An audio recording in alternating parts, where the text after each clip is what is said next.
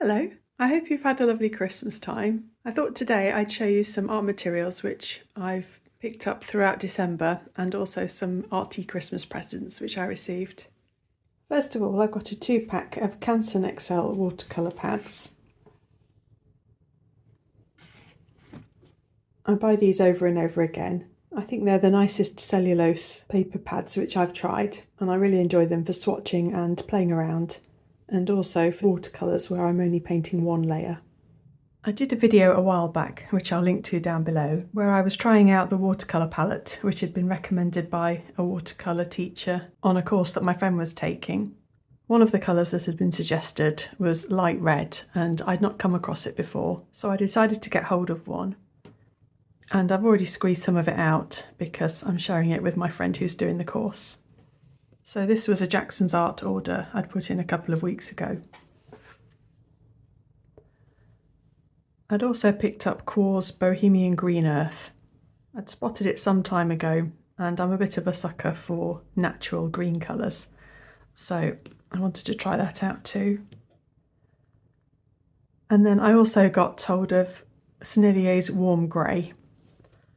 This is a replacement for a pan that I had of the same watercolour. I bought it when I was in France last year,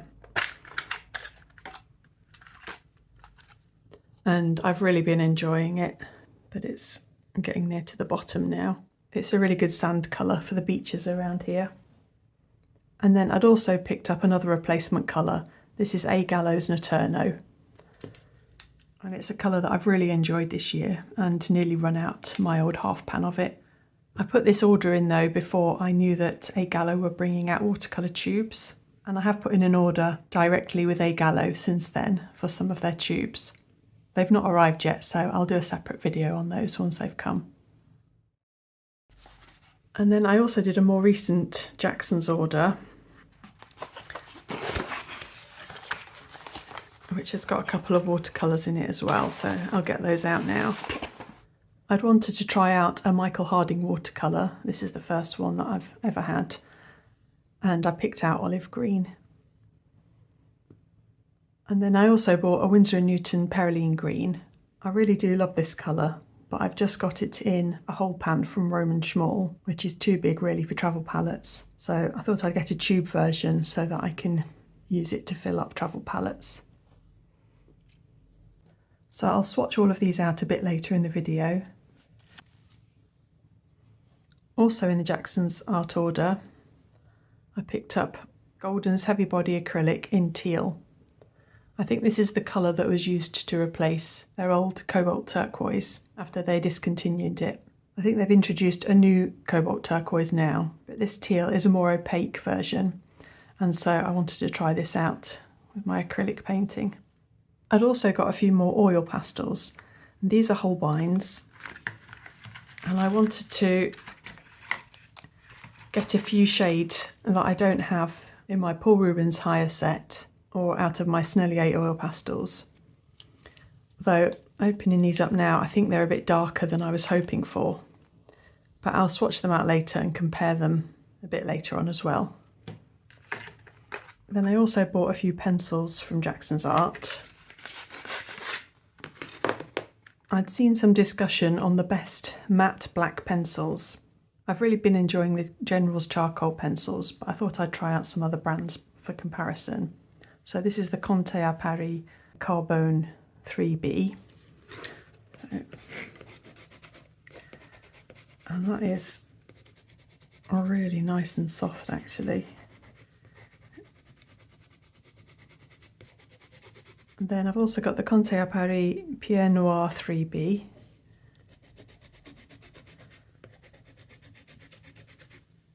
That feels, it's soft, but it feels also kind of more moist. It's sort of like dragging on the paper more. A very nice black. Then I've also got the Pitt Graphite matte, and this is the 14B, which I think is their softest.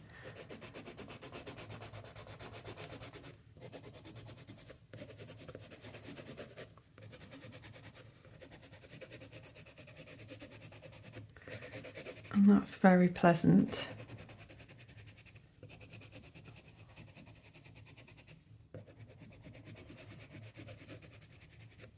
I don't think it's as soft as I was expecting, in that my other Derwent graphic pencils, they only go up to a 9B, but that's very, very soft. And I wouldn't say that this feels enormously softer than those. It's not completely matte. I'll try and show you. There's a slight sheen to it, and there's also a slight sheen to the top one, the carbone. But this middle one here is completely matte. It's very, very black, the Pierre Noir. And then I'd also got a picked charcoal in soft. Okay, that's a very crumbly pencil. I had trouble sharpening it there.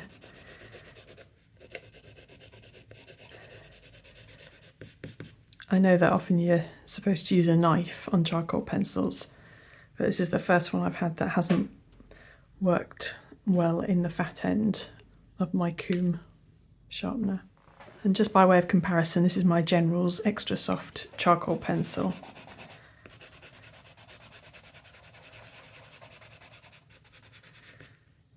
Which feels a little bit more textured when you're laying it down. I did get these a while ago and I can't actually remember if these are charcoal pencil, the Conte à Paris, but I'll just see now if they're water soluble. Yeah.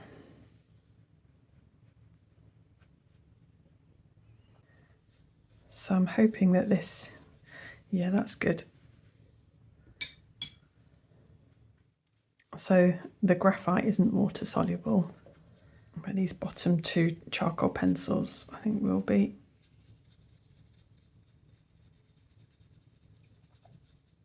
I've seen recently as well the idea of having some kind of pencil drawing down first and then putting clear gesso over the top of it and then being able to do washes in thinned out acrylic or oil, and I quite fancied giving that a go. So I picked up some clear gesso, and actually what I'll do now, I'll do a bit of scribble with these pencils. Oops, get them in the right order. I'll cover it with the clear gesso and see how we get on. It might be that they only work, or that the clear gesso only works with the graphite, but I might as well try it out with the charcoal pencils as well.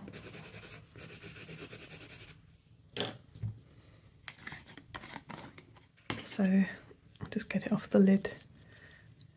I don't know how much it'll smudge the charcoal pencils. Okay, so that is smudging a bit.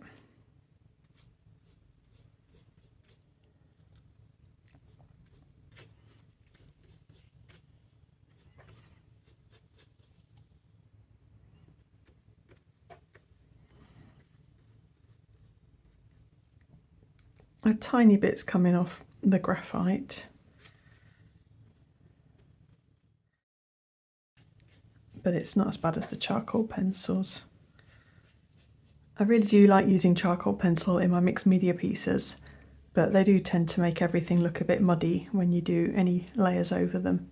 So the clear gesso is not going to help with that very much, but this matte graphite might be a nice substitute for the charcoal pencils. And while I'm talking about messy mixed media, I'd also bought this box of, well, they're kind of quill pens, I think made out of bamboo. I tried one of them out. These were just cheap off Amazon, and what I really wanted them for was just mark making with ink in mixed media abstract pieces. This is just my normal fountain pen ink that I use. It's platinum black carbon ink.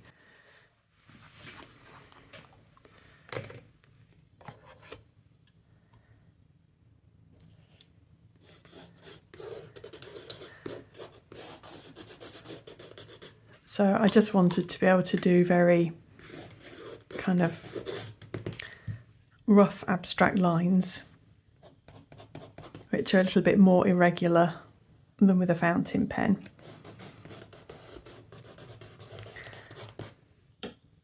And I think that'll be okay. They don't hold much ink, and I don't think they'll be amazing as a fountain pen. I'll try doing a bit of writing with one.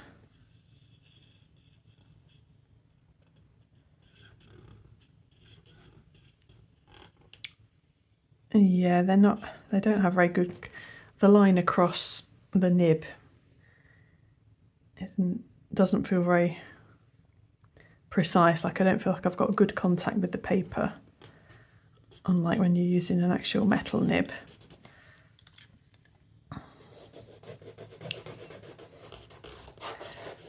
But I think it'll be fun for very loose scribbly stuff.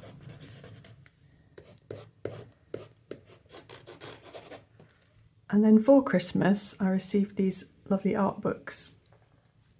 One was Line and Wash by Neil Whitehead, which just got released this December, and I've had it on my wish list for ages. As soon as I saw that he was bringing out a book, I follow Neil on Instagram and I really enjoy his style. He does these lovely loose, mainly urban sketches, and then has wonderful soft watercolour washes that are quite dramatic as well.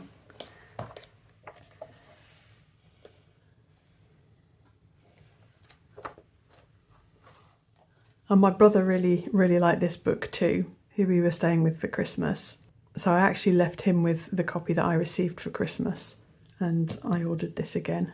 And my brother's also bought a watercolour pad and some fine liner pens so that he can have a go.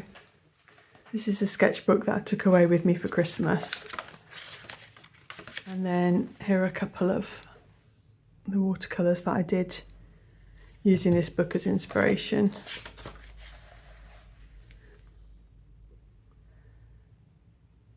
And these were really quick ones that I did with a fountain pen. But yeah, I really enjoy that style. Then I also got this lovely book from my husband, Martin Gayford, How Painting Happens and Why It Matters. And I've read the first chapter. And I am actually reading this one, not just looking at the pictures. So I think I'll learn an awful lot, because I don't really have much art background. I don't know many famous artists or anything like that. And I'm just interested to hear someone really knowledgeable talking about art.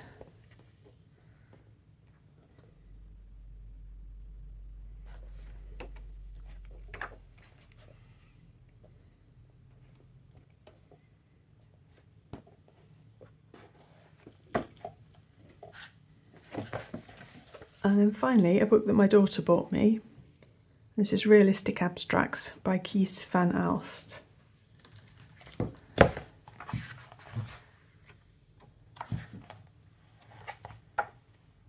And it's quite nice because it's abstracts done with watercolour. And I've only really looked at them done with acrylics before. And these aren't completely abstract. There's definitely quite a bit of form to them. So I'm interested to see how these everyday forms are abstracted. That's a nice one. There are different artists featured in here as well as the author.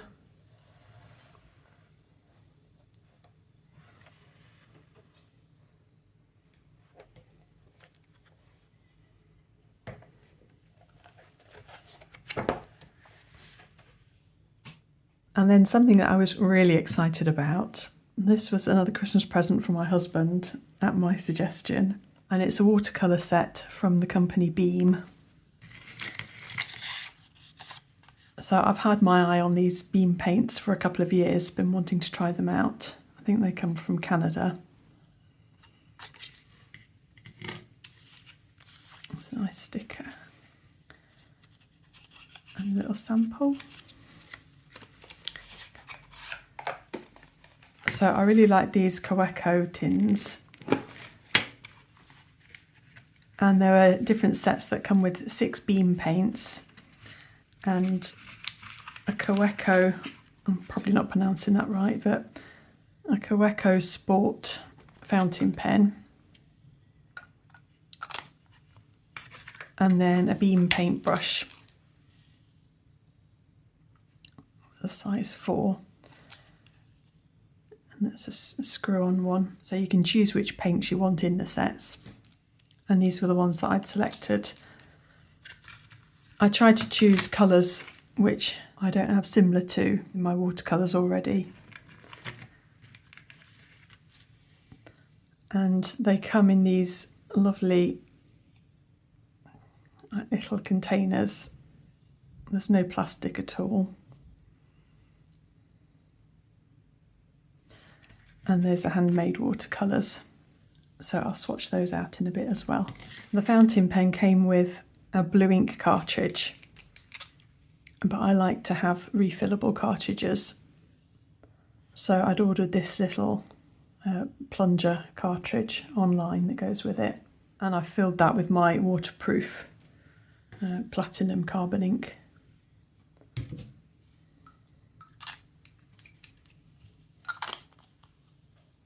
And so it's that fountain pen that I did these sketches with, and I found it really enjoyable to use.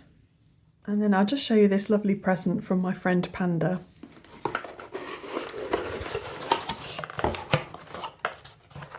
And she knows me well, and she's bought me this lovely set from the company Made by Our Hands, and it's a little watercolour making kit. So it's got some pigments and watercolour paper, and then the gum arabic and some little metal paint pots and a palette knife and brush. So that'll be great fun, having a go at making my own watercolours. And Panda had also bought me some mica powder pigment if I wanted to make some sparkly watercolours as well. So I've got loads and loads of different coloured mica powders, which is great fun. And then finally this parcel, which I haven't opened yet, from Jackson's. I'd done this soft pastel painting earlier this month, and I've done a video on it, which I'll link to down below. And a few people asked how I was going to seal it, and at the moment I'm happy just to leave it in the pad. This is Canson Mi-Teintes velvet paper, and this will probably get framed, so I'm not too worried about the dust from it. But I realised at some point I was going to have to bite the bullet and do some research on how to set my soft pastels. I've used this Talens pastel fixative in the past, but I didn't like it because it really darkened up the soft pastels quite a bit, and so I didn't want to risk using this again. So I looked up a few different videos online, and this is the soft pastel fixative, which seemed to come out as quite a reliable one, which doesn't darken the soft pastel too much. And that's Sennelier's Latour fixative. So I'll try that one out and let you know how I get on.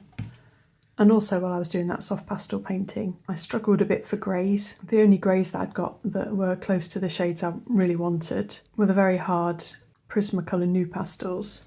So I had a look online at different grey soft pastels, and this set on Jackson's happened to be on offer, so I got this. So this is the Unison grey set 1 to 18, and they've got another grey set.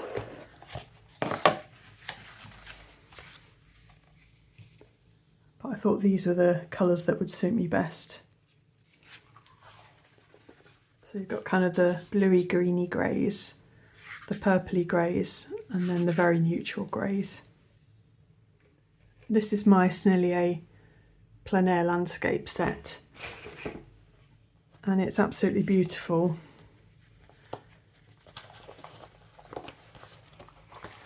But it's really only got those three greys, and this one's nearly black.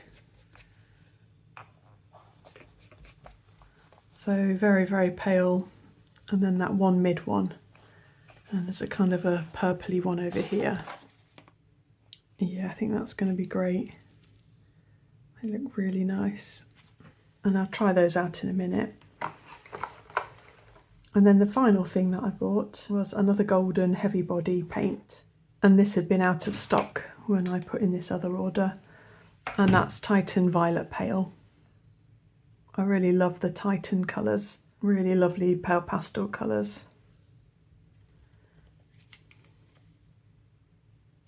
So now I'll do a swatch of everything. So first of all, I'll show you these beam paint colours that I chose.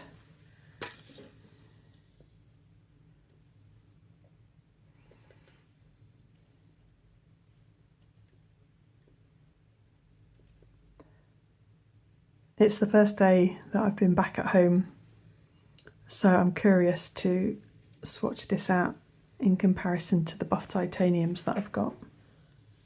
This is cream.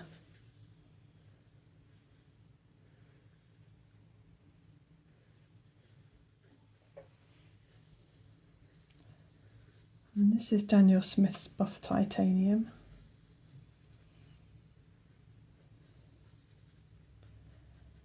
So it's a lot less yellow than that. And this is A. Gallo's buff titanium.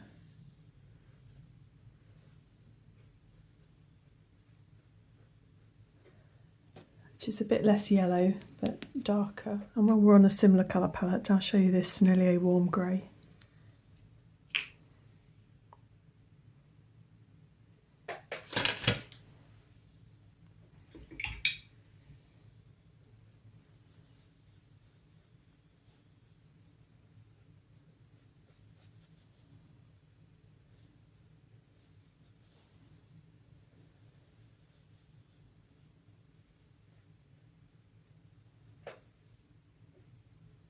So I think that's a lovely range of sandy colours. Well, Cornish beach sandy colours at least. And then the next beam paint is one called Pumpkin.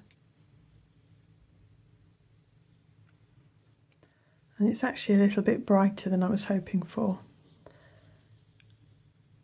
I thought it was a little bit more of a burnt sienna type colour, but it's still really nice. The one I wanted to compare it to was A. Gallo's Arancione.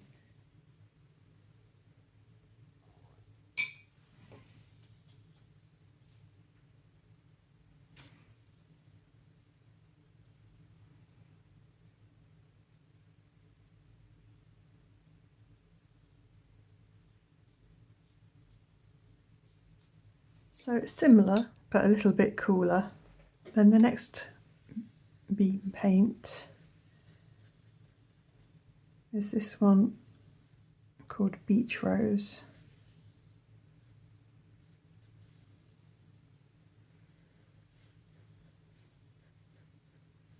I didn't pick out my beam paints particularly worrying about transparency. I just thought it'd be fun to get different mixes that I've not seen before. And so this one's got white pigment in it.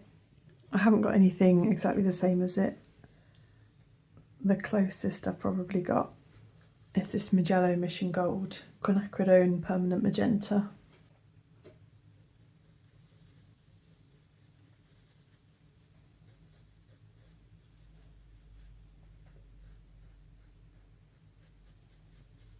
Actually, while I'm doing the warmer colours, I'll do this Winsor & Newton light red.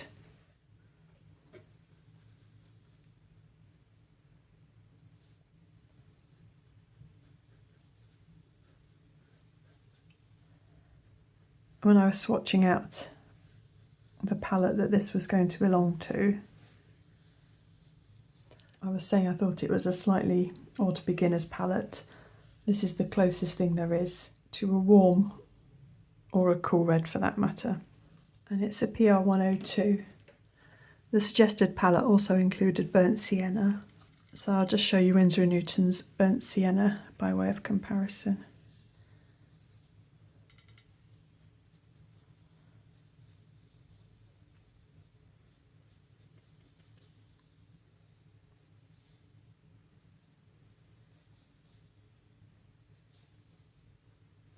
Oh, actually there was a cool red in the set. There was alizarin crimson, so ignore what I said about that. But this is the closest thing there is to a warm red in the set. I think the closest I've got to this light red is a Roman Szmal's Quinacridone Maroon.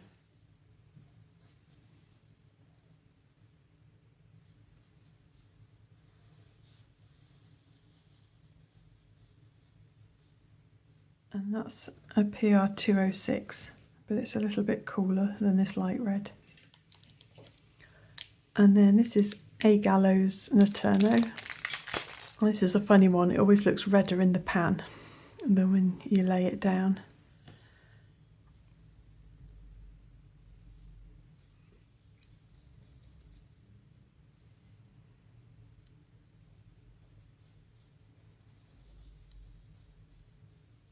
And I wanted to have something like Notturno in this little travel palette I put together recently. So I've got a video where I mixed up a similar colour to Notturno, and this is my own version of it.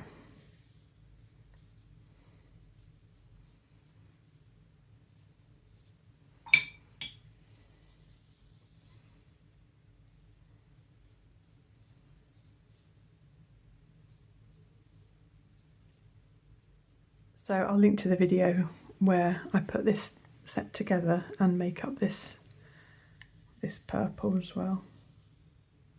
But they are both PB29, PR101 and PV19. So next, another beam paint, and this is Robin's Egg.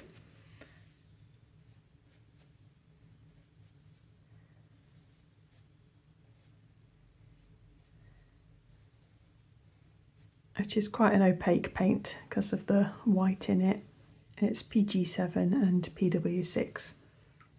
So very easy to mix up, but a beautiful convenience colour. And probably the closest colour I've got to that is Issaro's Eternal Summit. Although it actually looks very grey by comparison here. Daniel Smith's Fuchsite Genuine. It might be a bit closer, though it's a lot more green and sparkly. And then I also like this dark dusky blue from Beam, although this is actually Payne's Grey. It's called Timberwolf Grey.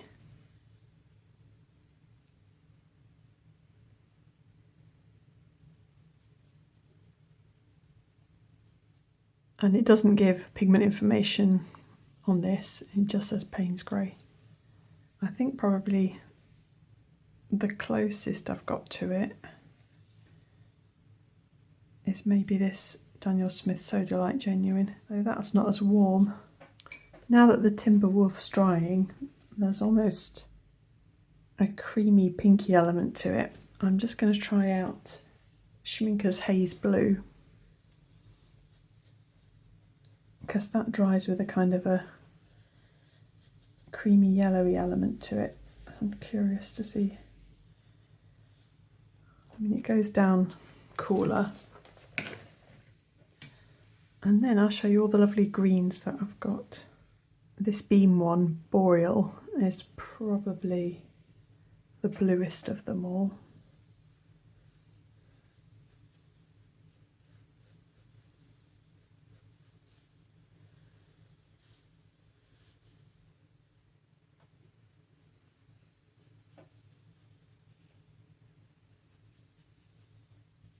And that's PG17, chromium oxide. The only other PG17 that I've got is Rosa Gallery's chromium oxide.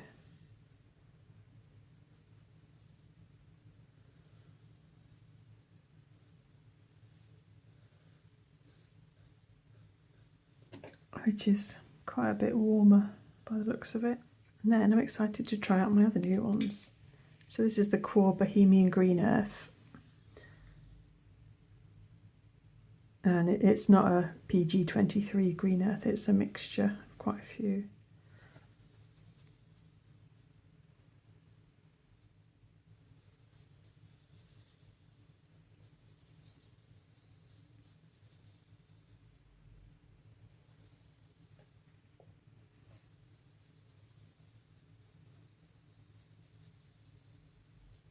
And I think the closest I've got to that is Daniel Smith's Olive Green, but that's a lot more green. I'm curious actually to see this against Verdaccio.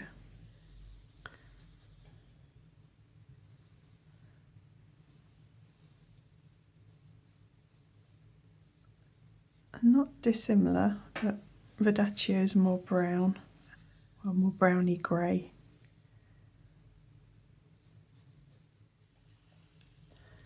And then I've got, whoa! This is Michael Harding's olive green. I'll just get a half pan for it. That is a very full tube. It's very runny paint. So let's try this olive.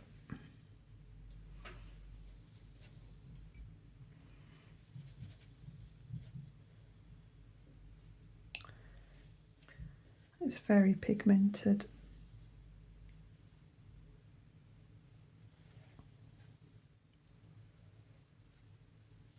It's quite a bright green compared to what I usually use. I think the closest I've got to it is this Roman Szmal Hooker's green. I do quite like it though. It has got a brown edge to it than this Roman Szmal Hooker's green. And then the very last watercolour that I've got is the Winsor & Newton's Perylene Green.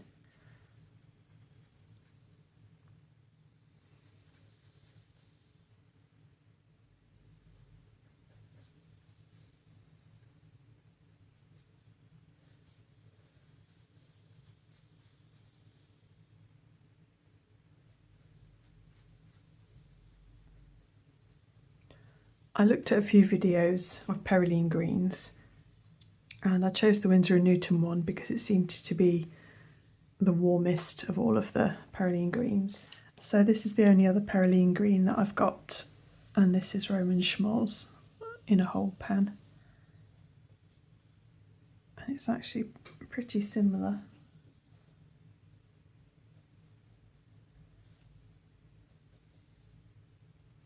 So these are PBK 31s, and Roman Szmal actually do a Perylene green deep, which is warmer, which I really like. If I'd have been able to find a Perylene green like this in tube form, then I'd have gone for that. This is PBK 32, but I couldn't find any others that were quite like that. So yeah, a lovely assortment of colours there, I think. And I'm really excited to get more familiar with the Beam paints and Michael Harding paint. So this is the Titan Violet Pale.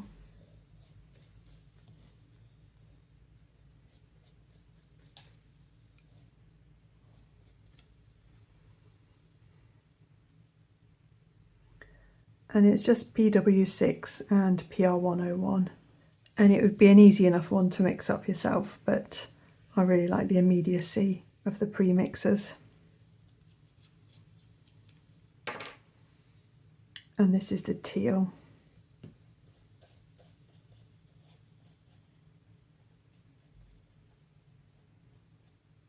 Yeah, that's lovely. That's what I was after. And this is a mix PW6, PG7 and PB15:3. And I just want to compare this actually to my current turquoise acrylic paint that I'm using. I've been using this Liquitex Heavy Body Bright Aqua Green. Actually, it looks like it's a more greeny version than blue. But I don't really enjoy this Liquitex Heavy Body. It's not very opaque at all, even though it's supposed to be.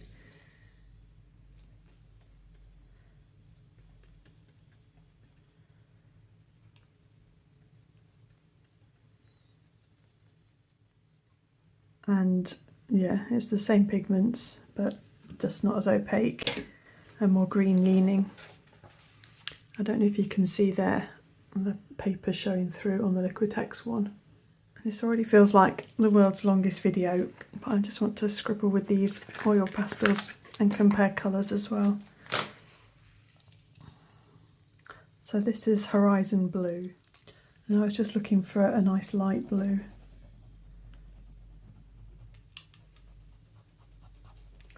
So unfortunately it doesn't look much lighter than this Phthalo Blue from Paul Rubens.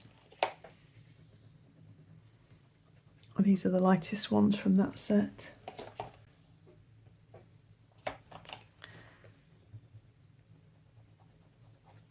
It's a nice colour though, and I don't have the exact shade. I've got this Montmartre set of extra soft oil pastels, and this has got some really lovely light blues in it, but I don't really like the consistency of these. They're not as pigmented and they don't blend as nicely. I did a video on these a while back. So I was just looking through Holbein and Caran d'Ache Neo pastels to see if I could find any of these lighter shades, but that might be more light fast and have a nicer consistency. So for example, something like that.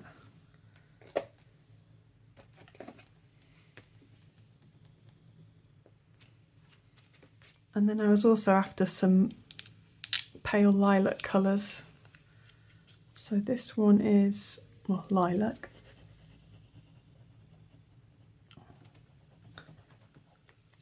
And this one is violet grey.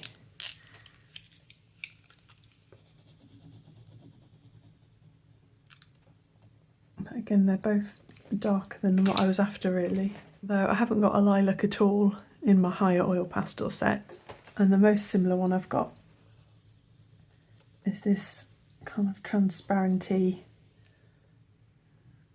violet grey from Sennelier.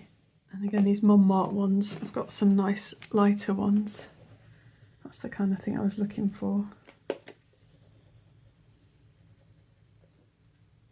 So yes, if there are any professional quality oil pastels that do lighter shades of blue or lilac, then please do let me know.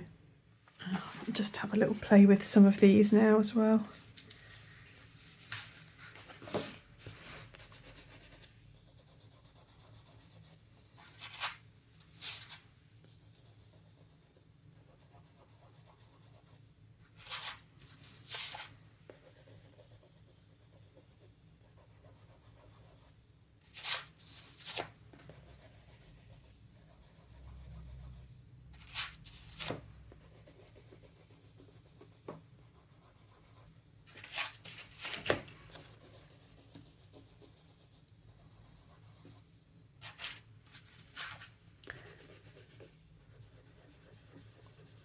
The darkest of the soft pastels always seem to be a bit harder in consistency than the lighter coloured ones.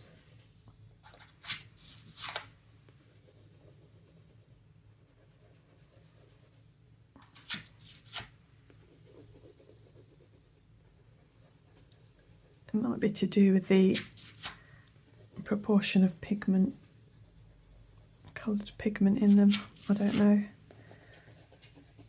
Oh, these are so nice though.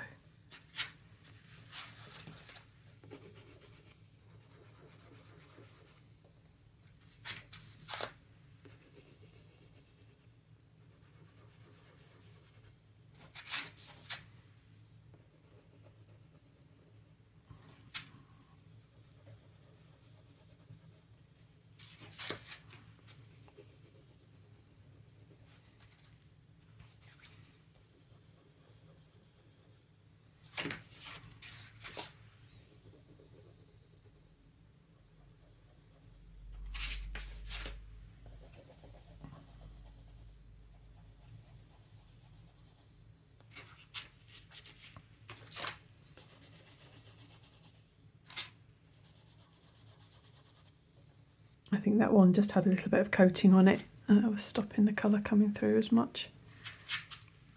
Those are so nice. They're going to be so good for skies as well.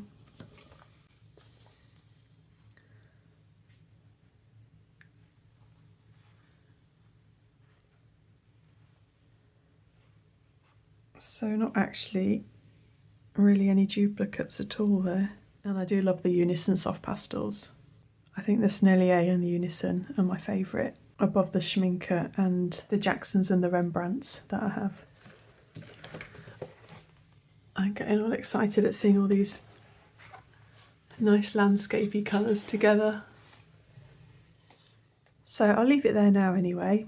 I hope you've liked seeing these new products. I hope you've had the most lovely Christmas time, and I wish you a very happy new year. Bye!